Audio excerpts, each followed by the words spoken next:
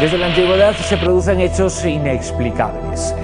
Curaciones de enfermedades terminales, imágenes que lloran lágrimas de sangre, cuerpos incorruptos. ¿Existen los milagros o son un producto de nuestra mente? Es una de las preguntas que nos formulamos en el programa de hoy. También nos formulamos la siguiente cuestión: ¿existe el sexto sentido? ¿Existen personas capaces de ver los presuntos espíritus de las personas muertas? Sobre apariciones de muertos hablamos esta noche y también sobre milagros. Soy Bruno Cardeñosa y esto es Lo que sé del miedo. Rafael Pérez Pallarés es sacerdote y como tal, imagino, crees en los milagros. En principio sí, depende de quién venga, ¿eh? Bueno, no siempre, soy un poquito escéptico. O sea, porque muchas veces te puedes encontrar gente que te diga un milagro. Espérate, para, Quillo, vamos a ver qué pasa ahí, porque muchas veces la gente se va de ligera. Pero creo en los milagros, sí. Claro, es un término que se puede utilizar de forma coloquial, pero que dentro de la Iglesia, para que algo se considere milagro, ha tenido que llevarse a cabo un proceso de investigación previo, muy serio, claro. Con mucho rigor. Y a partir de esos procesos, ¿cómo podemos definir la expresión milagro? La expresión milagro es algo que, digamos, que salta la frontera de lo que en principio puede ser lógico que ocurra en la propia naturaleza, ¿no? A lo mejor nuestro conocimiento al día de hoy es limitado, ¿no? Y nosotros entendemos que el milagro es algo que en un momento determinado desborda a nuestro propio conocimiento y decimos, aquí ha habido una intervención sobrenatural. Por tanto, el milagro podría ser definido como una intervención sobrenatural sobre algo, sobre alguien concreto. No pocas veces la ciencia y la razón pueden explicar algunos hechos y sucesos que calificamos de milagros. Con el investigador y escritor José Rafael Gómez hablamos de este asunto. José Rafael, efectivamente, la fe mueve montañas, pero hay que buscar qué es lo que mueve la fe muchas veces. Desde luego, porque ese es el quid de la cuestión. En este tema, concretamente, ¿no? el hecho de la sugestión, de qué es lo que hay detrás del fenómeno en sí. Es la clave, ¿no?, del asunto. Muchas veces, cuando se producen este tipo de hechos, lo que tenemos que plantearnos es que es necesario aplicar el método científico y examinar las cosas más allá de las primeras emociones, de los instintos primarios. Por supuesto, el método científico es lo que produce el conocimiento de llegar a conocer, en cierto modo, la verdad, con todas las salvedades que esto tiene y las dificultades finales de llegar a la verdad última, ¿no? Concretamente Lourdes, hablando de las curaciones que se producen en Lourdes, que van por 67 actos, curaciones milagrosas, ¿no? En más de 100 años de peregrinaciones a Lourdes, nada menos. Pues sí, en más de 100 años, con millones de peregrinos, de visitantes. El dato es que de cada 12 millones de visitas se ha producido una curación milagrosa. Entonces, para conocer si esto es un dato relevante, si ahí realmente ocurre algo extraordinario, habría que tener la información de qué ocurre en la población, entre comillas, normal, ¿no? Es decir, aquellos visitantes enfermos que, pues, o sea, aquellos enfermos que no acuden a Lourdes para buscar una sanación. ¿Qué características tiene que cumplir un hecho milagroso, una curación en este caso, por ejemplo, para que se considere como tal? Como decíamos antes, primero tiene que haber un gran rigor científico y que los distintos médicos, si hablamos de la salud, o los distintos profesionales, si hablamos de otra índole de temas, estén de acuerdo, y entonces haya un antes y un después, como hablábamos también, que salta la lógica de lo en principio previsible. ¿Tú has presenciado algún milagro o alguna investigación relacionada con algún milagro? Conozco porque de cerca, además fue un poco de carambola, ¿no? Participé en la beatificación de una religiosa de Antequera, Málaga, y estuve de cerca con la religiosa que había sido curada de un cáncer y que yo, como te decía antes, soy escéptico, pero claro, hasta que vi a esta señora y es que tuve que rendirme a la evidencia, máxime cuando entrevisté también al médico. Y entonces me llamó mucho la atención que un médico te diga, no, es que esta mujer se iba a morir por el proceso que llevaba. ¿Qué enfermedad? Era un cáncer terminal. Y entonces ha habido se ha cambiado, ha habido un viraje de la noche a la mañana. Se analizó desde el punto de vista, como decíamos, científico con rigor y se concluye que ahí sí ha habido una intervención sobrenatural. Hay que tener en cuenta que de estos 12 millones, ¿no?, por seguir con este dato de la proporción de 12 millones de visitas por una curación milagrosa, son personas que acuden motivadas, que en un alto porcentaje tienen una fe muy elevada y que además están enfermos, ¿no? También un porcentaje superior al que puede haber en la población ajena a este hecho. Claro, faltándonos este dato, el afirmar que en Lourdes se producen curaciones milagrosas, pues desde mi punto de vista no podemos decirlo. Es como si invitáramos a las personas que están enfermas a acercarse a este lugar en donde no hay ninguna tradición milagrosa, claro, y vinieran 12 millones de enfermos, posiblemente sí se produciría una curación, una remisión espontánea, porque la ciencia conoce que existen las remisiones espontáneas. Existen remisiones espontáneas de enfermedades que no tienen al principio cura y se han producido estos casos y la ciencia no tiene explicación. Bueno, los milagros hace mucho tiempo que no creo en los milagros y es porque tal vez tengo otra ideología tal vez por una religión que estudio y me he dado cuenta de eso y yo creo que no. Yo no creo en esas cosas, creo en el cúmulo de las casualidades nada más. Creo que no, porque creo sería más fácil, ¿no? Pensar que existe un milagro en esta vida. Creo que no.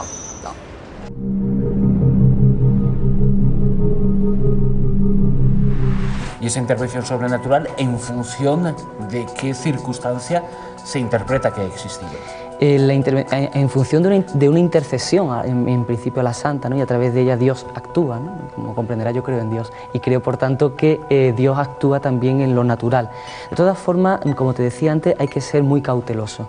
Pero, perdona, sí. La paciente, la enferma, la mujer que sufría esta enfermedad, si había puesto en manos de esta religiosa, esta religiosa, le había rezado, ¿cómo había sido el proceso? Sí, la religiosa esta era de la misma orden, era fundadora y nada, estaba en proceso de beatificación, como tú sabes bien, para llegar a la beatificación o a la canonización, salvo en el caso de los mártires, se necesita un milagro.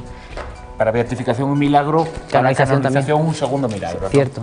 Y entonces es sorprendente como esta mujer se encomienda a la Madre Carmen en este caso y a partir de ahí hay un viraje total en la enfermedad. ¿Cómo se lleva a cabo esta encomendación? ¿Rezándola? Rezándole con fe. Y sorprende.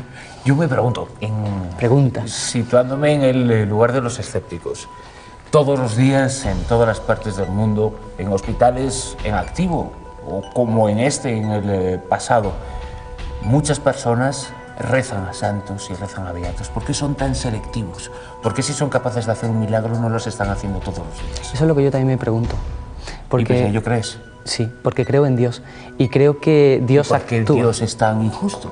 Esa es la pregunta que tú estás afirmando algo que yo no estoy de acuerdo. Sí, es decir, claro, a mí me estás afirmando injusto. No, Dios no es injusto, Dios es amor. Y entonces hay un momento determinado que interviene. La misma vida de Jesús de Nazaret va en esa línea. Es decir, Jesús no va curando a todos los enfermos, sino que selecciona, si quieres utilizar esa palabra, para mostrar su poder. Un poder que a todas luces queda manifestado cuando resucita a una persona que ha fallecido, cuando cura a una persona que tiene lepra, etcétera. Las leyes de la naturaleza siguen su curso, pero de alguna forma es una intervención para decir, entiéndeme lo que voy a decir, existo, estoy aquí, os quiero, os amo, y además esto no se acaba aquí, esto hay una proyección de futuro. Antaño, un cuerpo incorrupto, cuando se desenterraba a alguien que además podría haber tenido cierta fama o cierta importancia dentro del mundo de lo religioso y se descubría que su cuerpo no se había carcomido como puede ser el de cualquier otra persona al ser enterrada, se consideraba aquello un milagro. Hoy la ciencia ha descubierto que no hay nada de milagro en ello. Bueno, claro, se producen cadáveres que no se corrompen, no te voy a decir muy a menudo, pero sí se producen estos casos y a menudo ocurre que es porque el tratamiento que han tenido, a lo mejor de quimioterapia, ha producido que un cadáver pues, se mantenga incorrupto o sencillamente por las condiciones especiales de esa persona y del entorno donde ha sido enterrado. Y sin embargo, en el pasado, cuando esto ocurría, se consideraba también como un acto divino. ¿Llegas a la conclusión de que quizá lo que hay detrás de los milagros es una capacidad de la mente que todavía no está suficientemente trabajada o estudiada? Esa yo creo que es la hipótesis más racional, el que estamos hablando de actos o de hechos que se producen bajo una autosugestión muy importante y los poderes de la autosugestión son extraordinarios y apenas estamos empezando a descubrirlos, ¿no? El tema de las apariciones, por ejemplo, apariciones marianas que se producen, ¿no? Y que están relacionadas con este tipo de curaciones. Por un lado, la proporción de curaciones no es, desde mi punto de vista, un dato fiable, dado que no conocemos qué se produce en la población control, por decir así, la población normal. Y por otro lado, cuando se producen apariciones marianas, siempre ocurre que utilizan a niños o a niñas, ¿no?, de muy corta edad, con unos niveles culturales muy bajos y que serían fácilmente manipulables. Y normalmente estos niños están viendo a la aparición en una situación de trance. Es decir, el resto de personas, cuando ya estos niños informan de lo que están viendo y acuden al lugar, no ven lo que ellos están viendo, ¿no? Claro, ahí puede entrar cualquier cosa, porque es muy sencillo manipular, ¿no?, a estos niños. Y luego, por otro lado, por ejemplo, pensaba en la aparición de Fátima, ¿no?, o de Lourdes, en Fátima concretamente. El elemento, la entidad que entre comillas supuestamente se aparece, nunca dice a los niños en ningún caso que se trata de la Virgen María. Eso es la interpretación que hace la población, a veces la Iglesia, manipulando a esos niños. Exacto. Es como cuando no tienen una referencia en donde fijar lo que están viendo, y cuando llega la población y llega el párroco y llega del pueblo y le dicen, esta señora o esto que estás viendo, claro, y estamos concretamente en Fátima, estamos hablando de que la niña lo que describe es un ser de 1,10 m, sin pelo y que con un vestido plateado ceñido. Claro, el asociar eso a la imagen de la Virgen María, pues claro, se produce por presión cultural ajena. Y porque en 1917, cuando tienen lugar estos acontecimientos, nadie hablaba de ovnis, pero si hubiera sucedido 50 años después, todo el mundo creería que lo que se apareció ahí era un extraterrestre o lo que fuera. Por supuesto, si uno ve los informes de los testigos de cómo es la historia en sí, eso encaja perfectamente en un encuentro en tercera fase y además de un avistamiento. Los posteriores avistamientos que hubo, ¿no?, las 13 de cada mes, durante esos 6 meses, entran dentro de la fenomenología ovni de todas, ¿no? ¿Cómo es el proceso de investigación que lleva a cabo el Vaticano para estudiar un suceso que tendría visos de ser calificado como milagro? Sin duda, con rigor. Es decir, y no estamos hablando de 4 personajes que se animan a investigar, sino médicos, psiquiatras, psicólogos, dependiendo de, como decíamos antes, de la índole del milagro. Lugares como Lourdes o Fátima se han convertido en algunos de los principales centros de peregrinación del cristianismo. Decenas de miles de personas acuden al sitio en donde presuntamente años atrás, décadas atrás, se apareció la Virgen, en este caso a un pastor o a unos niños. Ese lugar se ha convertido también en el foco de muchas curaciones que han sido aceptadas como milagro por parte del Vaticano. ¿Qué opinión tienes de estos episodios? Que en el momento que están bendecidos, entre comillas, por el Vaticano, a mí me da confianza, pero no porque lo diga el Vaticano, o sea, porque el Vaticano también se puede equivocar como Estado, como lugar, como organización, como estructura, y a las pruebas me remito de la historia de la Iglesia. Pero a lo que ya sí yo le doy credibilidad es que si al día de hoy un gabinete de expertos, estamos hablando de expertos, no estamos hablando, como te decía antes, de 4 aficionados, concluyen que haya habido una intervención milagrosa, sobrenatural, en este caso de Dios, a través de una intercesión concreta de la Virgen o de un santo, yo al día de hoy no puedo decir otra cosa que rendirme a la evidencia. Hace no muchos meses, en la India, decenas de miles de personas acudieron a ver una estatuita hindú con significado religioso, que decían que era capaz de beber leche, y la gente acercaba la cucharilla, decían que era un milagro. Así es, esto se produjo y fue noticia internacional. El dios indio Ganesh, que tiene forma de elefante, pues la noticia corrió porque en determinado templo, cuando le acercaban un recipiente, una cuchara a su trompa, pues se veía perfectamente cómo la leche disminuía, desaparecía de la cuchara. El problema de esto es cuando se investiga y se ve por qué ocurre esto, y entonces se vio que era por capilaridad, es decir, se le aproximaba la cuchara con leche a la trompa de la figurita o de la estatua, y por capilaridad la leche pasaba al resto del cuerpo y al final estaba en un charco debajo. Es curioso porque esto, cuando las personas, los creyentes en esto, se negaban a admitirlo y cogieron una estatuilla de una figurita de Mickey Mouse y le acercaban la cucharilla y también sucedía.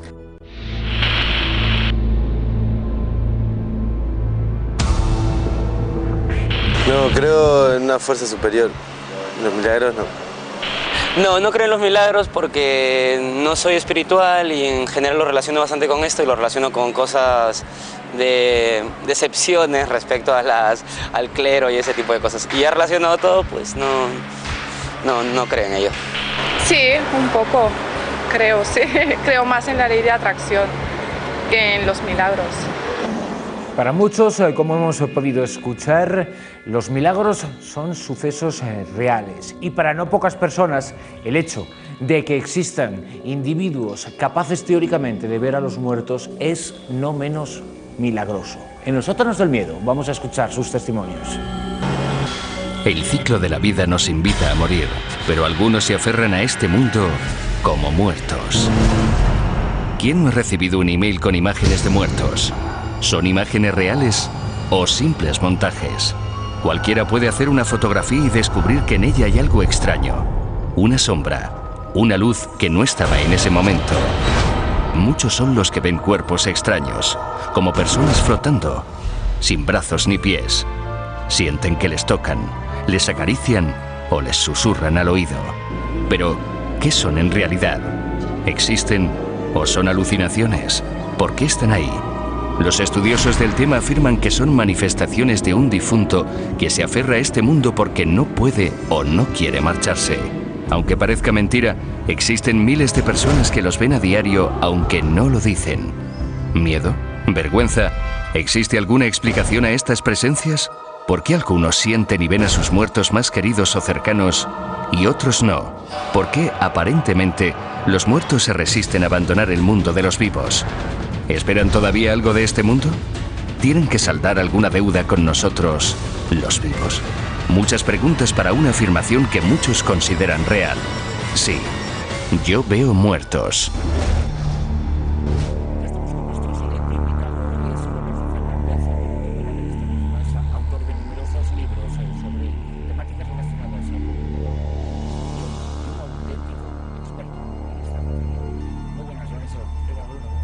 Es necesario escuchar, pero es necesario escuchar, no tener ningún tipo de apriorismo antes de escuchar Hay muchísimos, en la mayoría de los casos hay una explicación física detrás de estos sucesos y cuando queda descartado cualquier atisbo de explicación posible es cuando ya entran otro tipo de investigaciones, pero lo principal es tratar bien al testigo, escucharle, ayudarle, porque es lo que va buscando nosotros. De entre todos los casos que tú has estudiado, supongo que es verdaderamente difícil elegir uno, pero entre los que has conocido muy de cerca hay uno en Logroño que es espectacular. Todo se desencadena cuando dos muchachas de 16 años, como te digo, están realizando la ouija en la habitación de esta casa de la tercera planta.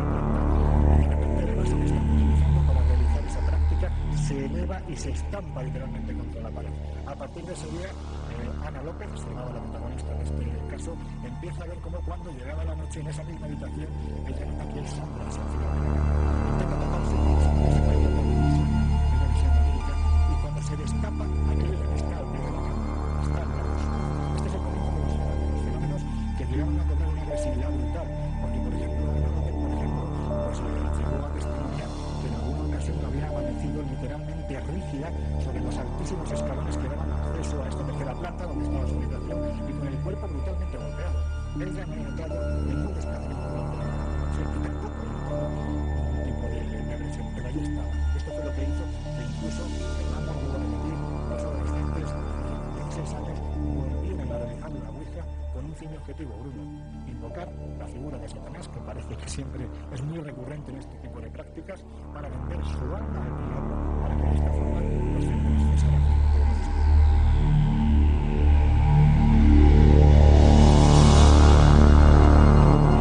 Además, esos fenómenos, claramente en un caso de poltergeist se producen apariciones, como las que estamos haciendo, porque muchas veces estas apariciones forman parte de todo un conjunto de fenomenología extraña. Claro, aquí digamos que el fenómeno desencadena la psicosis, especialmente de la gente que habita en este hogar, hasta el punto de que los padres de Ana López llegan un momento en que toman en serio la situación cuando se dan cuenta de que esta chica intenta suicidarse.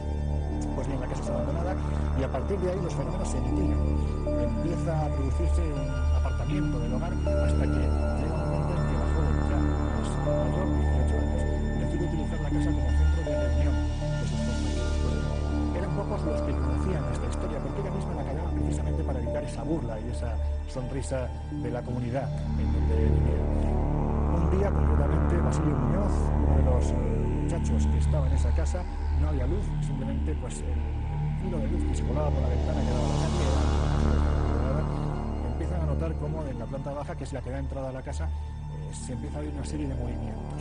Esos movimientos se transforman en alguien que sube por las escaleras, alguien que ellos describían como una persona cansada o envejecida que iba arrastrando su hombro. Cuando los pasos cesan, Basilio, que no conocía la historia, completamente asombrado con su novia de la puerta que da acceso al salón donde ellos se encuentran, aparece lo que definen como una sombra muy robusta de aproximadamente 1,80 m del no solo esto. El hilo de luz que tenemos secolada desde la calle demuestra que esta sombra, este ente, llevaba en su mano derecha un cuchillo que estimaron que tenía 30 centímetros de hoja. Imagínate el pavor, imagínate la situación que se vive ahí. Este ente continúa subiendo hacia la planta superior donde estaba la habitación de Ana López y estos chicos salen corriendo, empiezan a gritar porque en la planta de arriba había gente. La gente de la planta de arriba baja, no ven absolutamente nada y cuando Basilio Muñoz, entre prácticamente balbuceos en la puerta de la casa, intenta explicar lo que han visto, de repente unas manos invisibles desde el mismo interior de la vivienda le empujan con tal violencia que este hombre va a parar a mitad de la carretera a más de 2 metros de la puerta de la casa. Cuando levantan su camisa porque dice que le quema, se dan cuenta de que tiene 2 manos, pero 2 manos con unos dedos especialmente alargados, como si fueran garras marcados en esa espalda.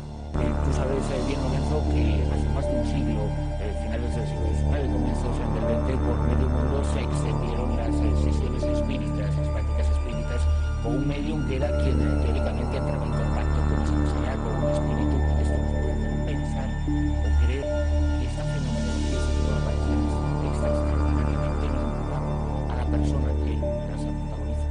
Desde luego lo que está claro es que está vinculado al ser humano. Evidentemente, una vez que uno se encuentra con este tipo de sucesos, hay que analizar quién puede ser la persona que de un modo u otro puede estar generando ese fenómeno. En este caso, sin lugar a dudas, era López, pero es que estamos hablando de que no son sucesos que se producen solo en España en este tiempo nuestro, siglo XXI, a principios del siglo XX, ¿no? Como estábamos comentando hace un momento. Es que se trata de sucesos extraños que se pierden en el tiempo prácticamente. Lo que te puedo decir, por ejemplo, me he encontrado otros casos más cerrados, en otro contexto cultural, donde los chamanes están colocando símbolos, espíritus, en mitad de la selva, donde prácticamente en 200 kilómetros de la redonda no hay ningún tipo de comunicación, por lo tanto, lo que pasa allí, pues allí queda y seguramente de ahí no sales, haciendo rituales específicos que se consideran uno de los venenos naturales más potentes que hay en el mundo. Por ejemplo, uno de los rituales con la ayahuasca, bien sabes que la ayahuasca es un mejunje realmente asqueroso, es decir, cuando uno empieza a consumirlo, lo que te entran son ganas de vomitar, realmente desagradable, pero muy poderoso, porque te crea un estado alterado de conciencia que, según dicen los chamanes, te hace cientos o miles de años. He tenido la oportunidad de compañeros, incluso compañeros muy mediáticos que hoy en día están periodistas que trabajan en televisión, para ver cómo tienen experiencias, por ejemplo, después de consumir esa tercera toma, en un ambiente, imagínate, rodeado de tambores, de invocación, pues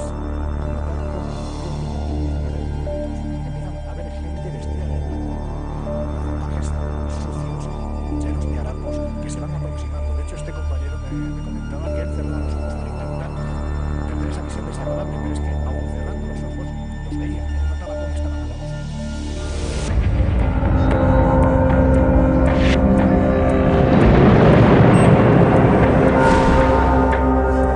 Un itinerario fantasmal que nos lleva a una afirmación terrorífica. Veo muertos. La guía de lo oculto nos informa de que las apariciones más comunes son las de fantasmas que aparecen regularmente en un mismo lugar, ya sea una carretera, un cementerio, un parque o una casa. Y hablando de casas, observamos que nuestro mapa del misterio nos conduce a la Casa Blanca. ¿Quién se aparecerá en semejante lugar? Abraham Lincoln, el expresidente de Estados Unidos. Es un alma en pena que merodea por lo que fue su hogar, y otros presidentes como Roosevelt, Truman o Eisenhower aseguran haberse sentido observados por su fantasma. La reina Guillermina de Holanda tuvo aquí una escalofriante experiencia. Estuvo invitada unos días en la Casa Blanca y mientras dormía en la llamada habitación rosa, unos golpes en la puerta la despertaron. Al abrir, se topó con el inconfundible espectro de Lincoln. La reina se desmayó al instante. El freno de mano nos detiene en otros hechos inexplicables en los que los muertos aparecen del más allá para impactarnos. Un caso conocido es el del cantante John Lennon, antiguo integrante de los Beatles, que tras su fallecimiento ha aparecido como espíritu en numerosas ocasiones. El cantante de Oasis, Liam Gallagher, su propio hijo, Julian Lennon, y otros integrantes de su antiguo grupo, como Paul McCartney o Ringo Starr, aseguran haberle visto en las oscuras noches presentándose como un alma de entre los muertos. ¿Por qué se producen estas apariciones? ¿Son reales solo para quienes las ven?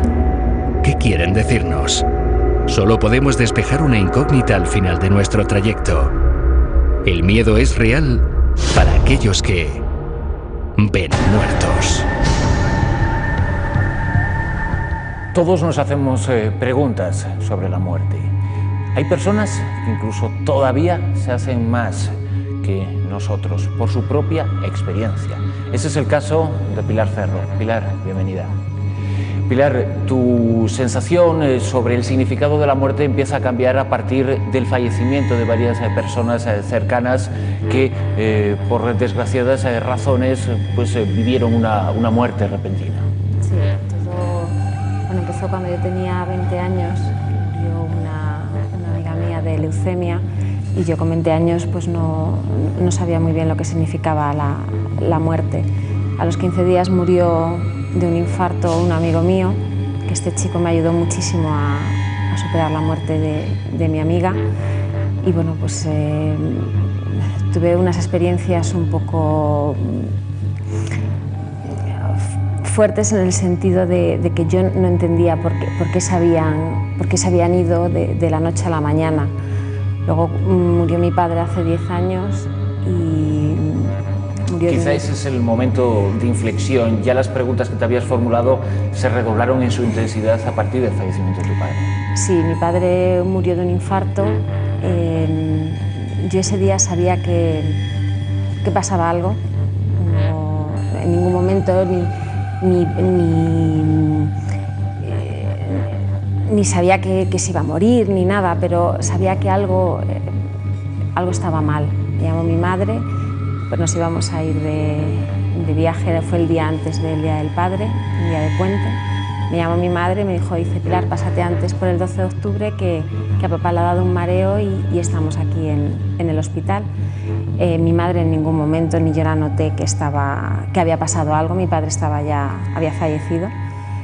Y cosa rara, en Madrid no había tráfico un día antes de un puente, o sea, yo llegué por la M30 sin ningún tipo de problema. Yo siempre había dicho que el día que muriera mi padre yo iba detrás. En aquel momento yo sentí, no sé, muchísima paz, muchísima tranquilidad, no sé, a lo mejor es un mecanismo de autodefensa cuando... Porque tú tenías una extraordinaria unión con tu padre, ¿verdad? Sí, mucha. Y después de ese momento, esa unión ha proseguido de alguna forma. Sí. ¿En qué se ha manifestado? Porque se ha manifestado en determinadas ocasiones en tu vivienda con... Lo primero fue cuando volvemos de enterrar a mi padre, pues lo típico, mi madre pues nos hace los cargos, ¿no? a mi hermano y a mí. Mi hermano pues, tenía 20 años y recuerdo que le dijo mi madre a mi hermano, dice, mi hermano estaba de militar en Córdoba, siempre te he dicho que cuando tengas algún problema que recurras a Jesús de Medinaceli, pero ahora que no está tu padre, pues cuando necesites ayuda, pídeselo a él, porque él no nos ha dejado, él está con nosotros. Entonces, en ese momento suena a mi casa, ¡cling! Y dice mi madre, ¿no ves? Y yo le dije, mamá, porque en ese momento estaba mi cuñada, estaba mi hermano, o sea, eran gente que son muy jóvenes y no entienden, o sea entre que fue una muerte muy traumática y que les digas que está ahí tu padre, pues como que no. Al día siguiente mi hermano nos dijo que lo que se había caído era el cinturón de mi padre. O sea, esa fue la primera manifestación de que mi padre seguía con nosotros. Y después hubo otras, hablas de ese cinturón, el cinturón de tu padre, pero tu padre, como todas las personas y en vuestra propia vivienda, tenía sus recuerdos, o tu padre evidentemente tenía sus manías, sus gustos, él no le gustaban nada las velas y después con las velas pasaban cosas rarísimas. Mi madre, como la mayoría de las mujeres, en los santos pues ponen las lamparillas a los difuntos. Entonces mi madre el primer año pues lo primero que hace fue poner una vela para mi padre. La vela se apagaba. O sea, la vela la encendías, la pusimos en el fregadero para que no hubiera ningún tipo de corriente ni de nada, y la vela se apagaba. Y ya decíamos, bueno, o tú o yo, o sea, te vamos a poner la vela. ¿Y quién ganaba? Él. Sí. Ganaba él, o sea, no... Es más, al año siguiente, cuando fuimos a encender, porque las velas dicen que las tienes que encender con cerillas, no se pueden encender con mechero, pues una chispa cayó en la cortina. No llegó a pasar nada, pero nos dio miedo y nos cortamos de poner velas. Creo que fueron los 2 años o así, pusimos una lamparilla en la encimera y el redondel de la lamparilla se quedó, o sea, se quemó la encimera. O sea, está el borde del está en mi casa. Ya no hemos vuelto a poner velas porque es que no, o sea, no le gustaban porque le daba miedo. Entonces decidimos que no. Evidentemente la unión con tu padre, como nos estás contando, es muy grande, y entre las relaciones humanas que se establecen entre padre e hija, bueno, pues siempre hay determinados gestos, determinadas cosas que se quedan más grabados, o por ejemplo el tacto, la forma de tocar el padre a una hija, ¿no? En tu caso, esa forma de tocar se ha mantenido, ¿verdad? Porque tú has llegado a sentir su tacto, a sentir sus manos. Son gestos que hay entre familias. O sea, yo he sido una persona cuando iba a la playa de vuelta y vuelta, como le llamábamos, era como un lagarto. Entonces mi padre pues, con mi hermano pues, se iban a bañar a la playa y demás, y siempre que salía del mar tenía la costumbre de coger con las manos y ponérmelas en la espalda pues, para notar esa sensación de alivio. Decía, esta chica se nos va a cocer aquí. Pues yo he estado en la playa y he tenido esa sensación, no que la espalda la tuviera mojada, no, sino esa sensación de frescor, que no, en un primer momento yo no entendía lo que era, y luego al cabo del tiempo decir, anda, pero si esto es lo que me hacía mi padre cuando veníamos a la playa. ¿Queda algo todavía entre esas esperanzas, esos sueños, esas cosas que te gustaría que hubiera visto tu padre? Yo es que si quiero que, por ejemplo, cuando se casó mi hermano, cuando ha nacido mi sobrino, le echas mucho de menos. Yo todas esas cosas se las transmito a él. El último sueño que he tenido, te puedo contar que fue la semana pasada, cuando hice los años, y yo sé que mi padre estuvo conmigo. Me regaló un collar, además siempre por mi cumpleaños o por mi santo, siempre pasa algo bueno. Y yo recuerdo que en el sueño me decía, me voy a pedir en los viernes para cuidar a su nieto. Y yo en ese momento dije, pero si está muerto. En ese momento me di cuenta y no era un sueño, o sea, estaba realmente con él. O sea, yo sé que a él le hacía muchísima ilusión un nieto. Hombre, a lo mejor le hubiera gustado más un nieto de su hija, ¿no? Pero yo sé que está conmigo, como yo digo.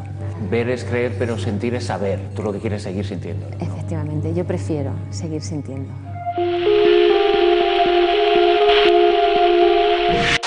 Hola, soy Jorge y os voy a contar mi historia. Todo comenzó hace un par de meses cuando decidí mudarme a Madrid para trabajar en un pequeño hostal. Pero ahí la verdad es que no estoy muy a gusto, estoy pensando en irme, ya que he pasado más miedo que en toda mi vida.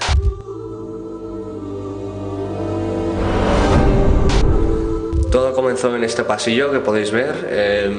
Ahora es de día, pero por la noche os puedo asegurar que da bastante más miedo. Bajé aquí a por unas sábanas y de pronto se apagaron todas las luces. Yo no sabía el motivo y me fijé que el ascensor alguien había llamado. Entonces el ascensor empezó a moverse, bajó hasta aquí abajo y de pronto se abrió esta puerta que podéis ver aquí. Dentro había dos personas mayores que no había visto en mi vida. Se quedaron mirándome fijamente y antes de que pudiera reaccionar habían desaparecido. Ese día cambió mi vida, ya que desde entonces no he vuelto a bajar aquí por la noche y no me había vuelto a pasar nada hasta el otro día que volvió a suceder. La verdad es que no suelo meterme en este ascensor ya que me aterra. Esta es la segunda vez que entro probablemente. Fue una imagen horrible que no me puedo quitar de la mente. La otra vez que me sucedió fue cuando estaba en mi cuarto una noche. De pronto empezaron a llamar a la puerta. Al principio no le di mucha importancia, pero de pronto se abrió la puerta de par en par y ahí se encontraron otra vez este matrimonio de gente mayor. No sé qué querían, no intentaron ponerse en contacto, por lo menos no pude entender nada de lo que decían. Desde entonces quiero abandonar este hostal. Desde aquel trágico suceso tengo pesadillas casi todas las noches. Son pesadillas acerca de este matrimonio, consigue incluso perseguirme en sueños. Recientemente una universidad británica elegía entre muchísimas una imagen como la más auténtica, la más sospechosa. La imagen que tenemos en pantalla, Lorenzo, sería, según esta universidad británica, una imagen por lo menos para pensar y reflexionar. Hay que pensar y reflexionar, y sobre todo también hay que reflexionar que la iniciativa ha sido puesta por un departamento de científicos de la Universidad de Edimburgo, ¿no? En este caso comandada por el psicólogo Richard Wiseman. Este hombre lo que ha hecho es una encuesta a través de Internet en la que han participado más de 250.000 internautas con la intención de que se lograra votar la fotografía más auténtica de fantasmas que se ha obtenido en la historia. Y con un 39% ganó esta, que se obtuvo en el castillo de Tillington, que está en Escocia. Evidentemente no puede ser otro sitio, ¿no? Castillos sin fantasma en Escocia, pues parece que es menos. Dicen que solo en el Reino Unido hay 10.000 lugares encantados en donde se han registrado experiencias de estas características, pero hay que decir que la imagen es ocasional, no es nadie que haya ido al lugar a fotografiar un fantasma, sino que fue una visita turística más. Un turista que se acercó a este lugar, a este castillo que está bastante ruinoso, y se percata que cuando puede observar en su cámara digital esa fotografía que ha obtenido, se percata de que hay algo extraño. No se da cuenta hasta que llega a casa y amplía esa imagen de que allí, en esa tercera planta, por llamarlo de alguna forma, prácticamente asomada a una especie de enrejado, hay una figura aparentemente de una anciana bastante mal encarada y que puede llevar unos vestidos que perfectamente se podrían enclavar en los siglos XVII-XVIII. Evidentemente, imagínate el estupor del testigo cuando se encuentra con esto y cuando a partir de ahí se inician los procesos de analítica, se descarta que se trata de un montaje y además es aceptada o es nombrada como la fotografía de fantasmas más auténtica de las realizadas a día de hoy, entre 250, que son unas cuantas. Pero el testigo no vio absolutamente nada en el momento de tomar la fotografía. En el momento en el que capta esta imagen, él no está viendo absolutamente nada. El ventanal, el enrejado está completamente vacío. Es precisamente al llegar a casa cuando, viendo esas imágenes, fijando más su atención en este lugar, se percata que está esa extraña presencia. Hay una fotografía en la cual, bueno, pues que es la que tenemos en esta imagen, en esta secuencia, en donde aparentemente no se ve nada extraño en el momento de tomarse la instantánea, del mismo modo en el que había ocurrido anteriormente, pero aparece una señora junto al carro del niño que tenemos en un segundo plano, y esa señora aparece como sin piernas, como partida por la mitad, y ella como fuera de foco, como si no estuviera en ese lugar. La verdad es que la imagen de por sí es sobrecogedora, y después de los diferentes procesos de analítica que los especialistas han efectuado, que se trata de un montaje. Fíjate qué montaje más bien hecho, porque realmente si esta fotografía, en vez de haber sido montada en el siglo XXI, en el día de hoy, se hubiera hecho hace 20 años, pues seguramente se hubiera dado por auténtica, porque entonces no se tenían los procesos suficientes para llegar a dilucidar si nos encontrábamos ante un fraude o ante algo auténtico. Pero en este caso, a pesar de que está muy conseguida, a pesar de que aparentemente los que permanecen en esa escena están completamente ajenos a lo que se les está manifestando en teoría, pues hay que decir que se trata de un fraude. Seguramente algo que muchas personas hacen de vez en cuando y que ha servido para descubrir fotografías extrañas es revisar los viejos álbumes fotográficos. Y en no pocas ocasiones ha pasado lo que sucedió en la siguiente imagen, que aparece alguien que desconocíamos que estuviera en esa fotografía y que realmente no estaba. Esto es muy propio además de las fotografías, especialmente las que se clasifican en torno a finales del siglo XIX, principios del XX, especialmente si estamos hablando de personajes que pertenecen a un determinado trabajo, como pueden ser militares, marinos, gente que a posteriori sufre algún suceso luctuoso o incluso anteriormente, ¿no? Que de repente uno empieza a observar las fotografías y aparecen pues, visitantes, como decía anteriormente, a los que nadie ha invitado. No me gustaría nada hablar con ningún espíritu, me dan mucho miedo esas cosas, no entiendo nada y prefiero no entender. Inicialmente me daría bastante respeto hablar con cualquier personaje muerto, pero en caso de que tuviese oportunidad no me importaría. Por ejemplo, me gustaría hablar con Napoleón y me gustaría preguntarle cómo fue que se dejó engañar por su mujer. Le preguntaría a Marilyn Monroe cuáles fueron las razones por las cuales se suicidó.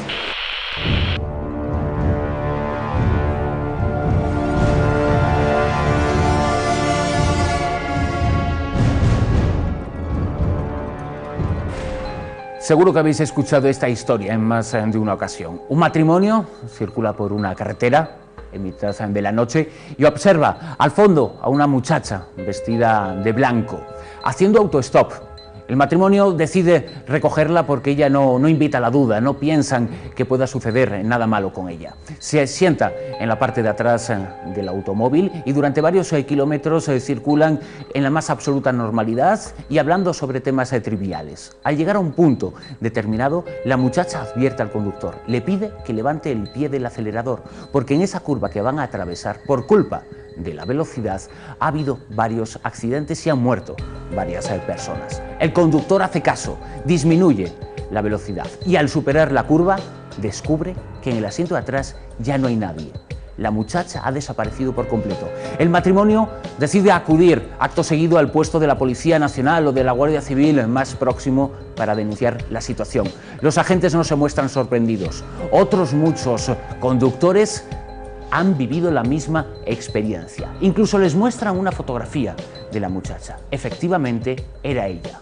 Y les explican que esa muchacha había fallecido semanas atrás en un accidente de coche en ese lugar. Es como si hubiera vuelto desde el más allá para avisar a los conductores de los peligros de esa curva. Esta historia se conoce como el relato de la chica de la curva. Por desgracia, es solo una leyenda urbana. Es un testimonio falso. Las características de las leyendas urbanas son en principio que se tratan de narraciones completamente apócrifas y que nunca existen fuentes originales. Siempre nos la cuenta alguien. A ese alguien se la ha contado otro alguien. A ese otro alguien se la ha contado otra persona y así sucesivamente. En todos los países del mundo y en todas las épocas existen estos relatos. El testimonio de la chica de la curva es absolutamente universal. Incluso si nos remontamos más allá en el tiempo, nos remontamos por ejemplo a la Edad Media, los caballeros cuando se adentraban en los bosques o cuando subían en sus caballos montañas también decían que se encontraban con chicas de estas características, con apariciones de estas características que les avisaban de los peligros que se iban a encontrar en el camino. También entonces eran leyendas. Estos testimonios son falsos. Por supuesto, esto no quiere decir que todos los episodios de apariciones lo sean. Este en concreto sí lo es. Ahora mismo me acuerdo de una cita de John Lennon, un gran apasionado por las temáticas que tratamos en este programa. Decía que la vida es lo que ocurre mientras hacemos otros planes. La metáfora, lo que él quería decir, es que no teníamos que dejar para el más allá lo que debemos hacer en el más acá. La próxima semana buscaremos más respuestas. Mientras tanto, recuerden que hay otros mundos, pero están en este, y en este ocurren cosas que necesitan explicación.